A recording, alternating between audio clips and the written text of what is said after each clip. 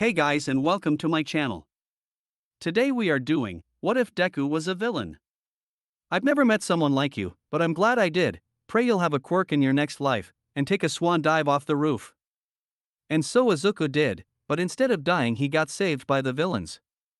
Izuku is now known to the public as Deku. And for the past 2 years Deku has been the world's most dangerous and violent villain.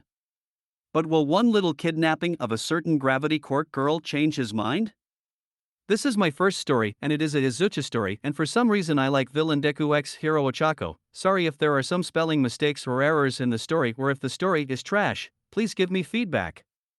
With that out of the way, let's begin this what if. Ochako was quickly taken to the heroes, who took her to the hospital. The hospital treated her wounds. They figured that something was a little wrong with her mental health, but as time went by she went back to normal. And just like that, she was free of charge from the hospital and ready to go home. Actually Ochako, we have dorms now. Mina told her, walking to UA. Oh okay. Ochako said, ready to go see the dorms. When she got to the dorms and opened the front doors, she wasn't expecting the whole class standing in front of the entrance, ready to welcome her home. She almost forgot where she was for the past 4 months. Izuku got back to the bar and went inside. Where the fudge have you been? Shigaraki said, staring at Izuku, who was standing in front of the door staring back at Shigaraki. Izuku just shook his head, dismissing the question, and walked off. Deku walked down an empty hallway and down to a wooden door. When I open this door, she will be there, in the chair, waiting for me to walk in. Izuku thought, hands trembling on the door handle. He opened up the door, tears threatening to fall from his eyes, as he saw an empty chair. Third POV, a month after Ochako got kidnapped, things went back to normal. There were times that Ochako woke up and thought Deku would be there to tell her good morning.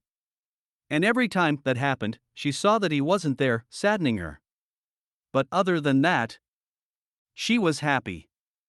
Happy to see her friends again. She can't see her parents because she lived away from them, but she can text them again. Classes for her went on like normal. Kaminari and Kirishima mess around the whole time though, and Mina not even paying attention. With the League, ever since the League found out that Ochako escaped, things have been rough for Deku. The League turned a little towards the abusive side.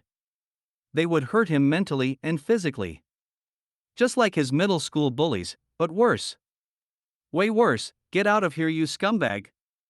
Why are you even here, you worthless piece of garbage? You really are just a worthless Deku. Yeah, Deku has softened up. And the League was very aware of this, because if they said any of that to the old Deku, they would just be puddles of blood on the ground. But this Deku knows what mercy means. This Deku likes peace more than violence, and the abuse has gotten so bad that the old Deku has started to show again. But he is nothing like the old Deku, he is way worse. The missions only got more brutal to the point where detectives had to bring in barf bags every time they investigated one of his murders. They were brutal all right. And I don't think the police even needed to investigate the murders. For his name was on the wall with his victim's blood. The villain Deku is at it again. What stopped his spree of crime and murder? Is this the end of the world? The news reporter said. Ochako currently sat on the couch, scrolling through her phone, looking up at the mention of his name. That's right, the villain Deku is back, and is worse than before. This might be the end of heroes. And the end of the world. The reporter repeated herself to make sure that this is serious. And it really isn't one of their false alarms. Even the heroes themselves are starting to believe this. Ochako looks back down at her phone. Come on, Deku. I know you're better than this. I know you have a good side. Deep inside of you. I have seen it many, many times. So please stop scaring everyone. And show them what you showed me. Ochako thought, tears filling her eyes with the memory of his warm smile. Deku these days is not the same. He is quiet on the edge, or something. Deku at times just starts randomly giggling. He will just start twitching, and would start mumbling something that nobody knows anything about. Something like going into a corner, huddling into a ball and whispering, I'm so scared. Other times he would be lost in memory, or just start crying and moaning. He became weird, really weird. But when he's in action, he will start toying with you and will laugh when you cut him. He smiles and giggles when he sees his victims on the verge of dying, and he would let them die a slow and painful death. It's like Deku was cut into 3 different people. Deku doesn't even know if he belongs in the gang anymore. Maybe he's better off alone. Deku wonders if he was even a part of the group in the first place. He figures not, because once again, he is better off alone. It was time for the sports festival, and everyone was ready and prepared. Deku had his TV on, a notebook in hand, ready to take notes on how people in that class fought. And not because it was hero analysis or anything. No, it was a plan that no one but himself knows about. At this point, Deku was just a freeloader in the bar of the League of Villains. Of course the League doesn't know that Deku left the group, for they still think that he was a part of the League. But Deku has different plans than them. They only care about ending All Might. He cares about ending way more than All Might. The festival starts off with a race-like thing. Deku still has the papers of the students in UA. He studied the paper really well, then wrote down all the students in his handy-dandy notebook. Deku watched the race closely as he somehow found information on the kids from this race and wrote it down. Later, after a whole 2 rock kids get smashed by a giant robot and icy hot and blonde explosive hair race for first place. The race was over. Todoroki won the race. Next was a cavalry battle, then that's when everything around him stopped. That's when he saw her. Sure, it was through screen, but it still had the same effect on him. Where his mind went blind. He didn't realize it, but he started to smile softly and blush a little. Then the screen changed to someone else. And he went back to normal, forgetting Ochako was ever on screen. Turns out that the icy hot team won the cavalry battle. Izuku wrote down all that he got off of Todoroki. Then it was time for the 1v1s. In the end, Izuku admired Ochako for defeating Kaken. So Todoroki, first place. Ochako, second place. Kaken, third place. But Kaken was salty about the loss, so he had to be chained up to a pillar. But now it was time for Izuku to stop watching the hero wannabes, for he had enough information that he needed on them. His plan was going to be flawless if he can do everything in order and correctly. But he is going to have to find the right time to make an entrance. It all has to be perfect. After all, Deku thinks that the news stations are correct. It's the end of the world and it's going to be all his fault. Izuku walks the empty streets of Nizutafu. Ever since the news report, people have been scared to go outside. They only went outside if it was necessary. The UA students and heroes weren't so scared to go outside, instead they stayed outside and were on guard for any signs of Deku. This was a bad time for villains that weren't Deku. Since the heroes are everywhere on the streets and roofs of places, the villains couldn't go anywhere and cause trouble. Deku, however, wasn't scared of the heroes and haven't been happier to not see a villain. So while Deku was walking and making sure that a hero can't see him, because the last thing he wants right now is a hero spotting him and ruining his plan. He was thinking about Ida. Yes, Ida, there was for sure a reason for this, and it's not that Deku has a crush on Ida. He was thinking of Ida because realized that Ida's brother was a hero. So that might be good for his plan. So of all the heroes that Deku wants to see right now, it's Ingenium. Deku has done his fair share of research on heroes, so he knows who Ingenium was and his quirk. Deku has a clear plan of what he is going to do. Ingenium was on patrol and walked into an alleyway, because that's where most villains and drug dealers are. Deku, being in that same alley due to the plot, was thinking about Ida again. Deku thinks if he ends Ida's brother, then of course Ida will go after Deku for revenge. Deku didn't get to completely think through on how he was going to end Ingenium, for the hero himself comes walking around the corner of the alley. Welp, looks like I'm just going to have to fight.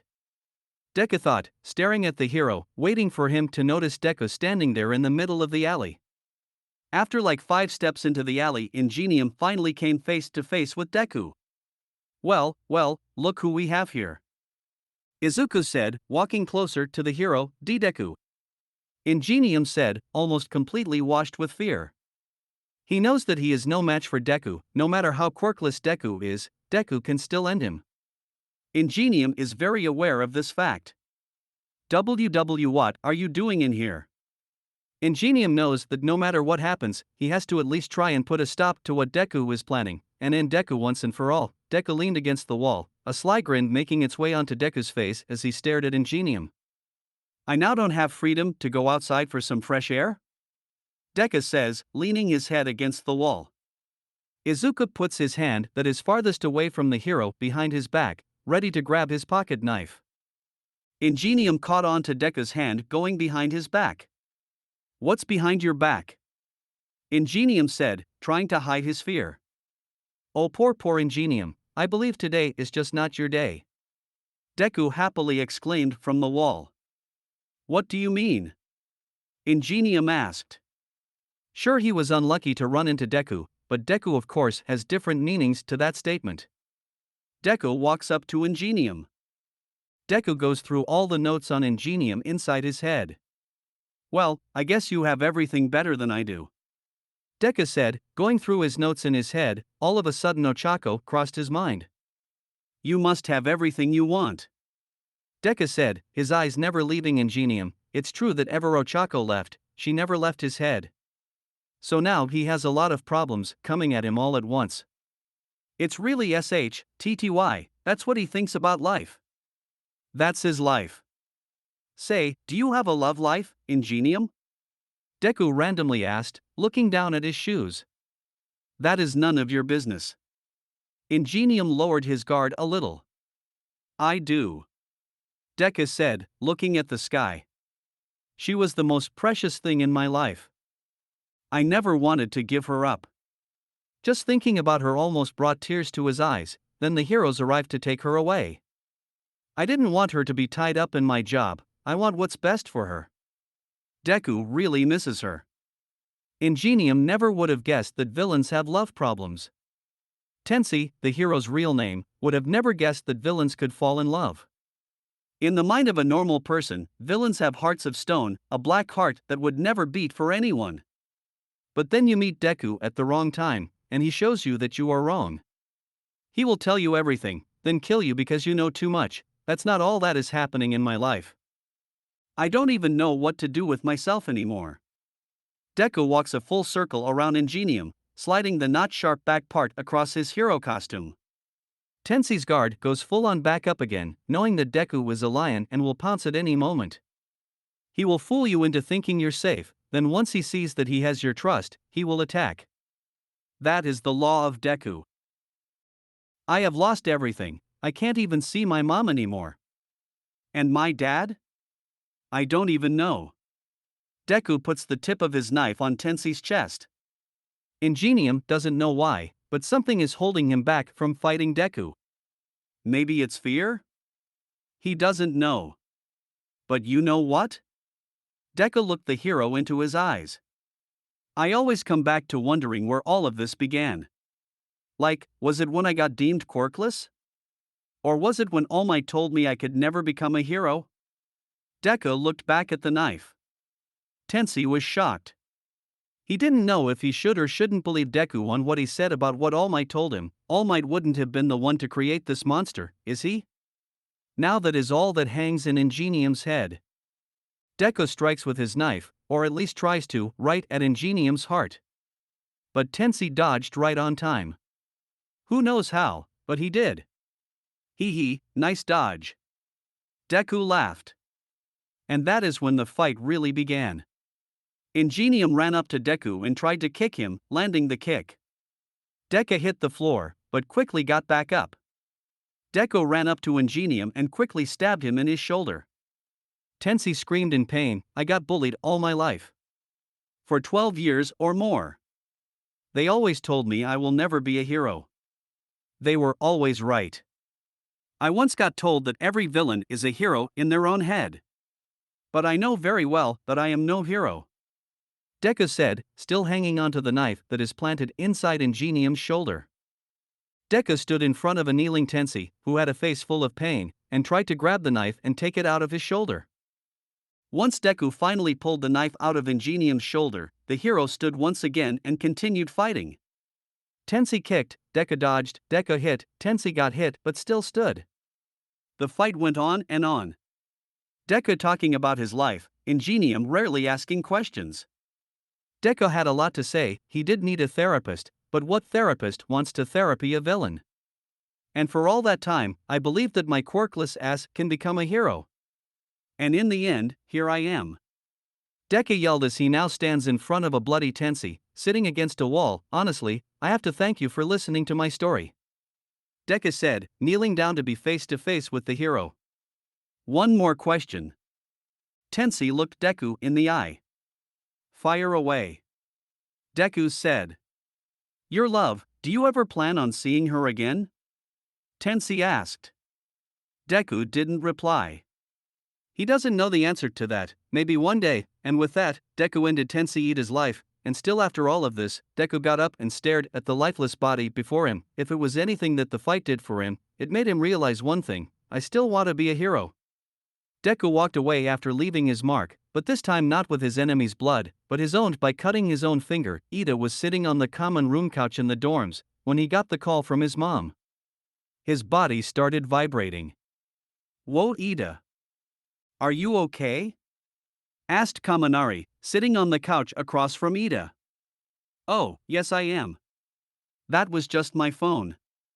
Firmly stated Iida. Ochako was beside Tenya on the couch. She was amazed by how strong the vibration from his phone was. Iida got up, walked out of the room and took the call. But when he answered the phone, he was surprised when he heard his mom crying over the phone. Mom! What's wrong? Iida was worried. Well, who wouldn't be worried when their mother is crying over the phone? Tenya. It's your brother, she trailed off. He's dead. She broke out sobbing. Tenya felt his blood run cold upon hearing the news. He didn't know what to do. Tenya dropped the phone and ran outside. Not being able to hold his tears, just letting them all go, Tenya just ran. Not going anywhere. No destination. Finally, Tenya made it home to comfort his mom. His dad was already doing his job, but Tenya can be a part of the comfort zone as well. While he was there, he learned that the funeral will be next Sunday. Tenya decided to stay there for the rest of the day. Do you know who killed him or how he died? Tenya asked, sitting on the living room couch next to his mom. Tida, sniff, the police say Deku killed him. Miss Iida grabbed a tissue and blew into it, wiping her tears. Tenya looked down and furrowed his brows. At that moment, Deku's plan was going into action. Tenya wanted revenge. He was putting his foot down and said enough. First Tenya's friend and now his brother. Enough is enough, and now they all are doing one thing, dancing with the devil. Third POV. Ochako was confused when Iida went running out of the doors after taking a call. But then it was even more confusing when he came back looking like he just got done crying his eyes out. He probably was. Ochako walked up to Iida. Iida, are you okay? You look sad, Ochako asked. Yes, I'm fine. It's just, my brother died. Iida looked down at his shoes. Ochako's eyes widened in shock at the news. I'm sorry, she said, trying to comfort him. If I may ask, how did he die? Ochako asked. The villain Deku killed my brother. Iida said. Dying by Deku is not a foolish way to die, in fact actually an honorable way to die. No one will judge you for dying by him. They would praise you for seeing him and not running away. The ones who do try and run away, if you're not a hero, would let you go and tell your story of encountering him. Then you'll get called a baby or something for not trying to fight off a quirkless villain. Everyone underestimates him for being quirkless, then they will take it back for everyone he kills. This world makes no sense. Ochako's eyes somehow widened even more by the mention of his name. She never forgot her crush on him. Sometimes when no one is around, she looks his name up on the internet, just to see his face. Some may say that she was obsessed, but she isn't as long as no one knows, right?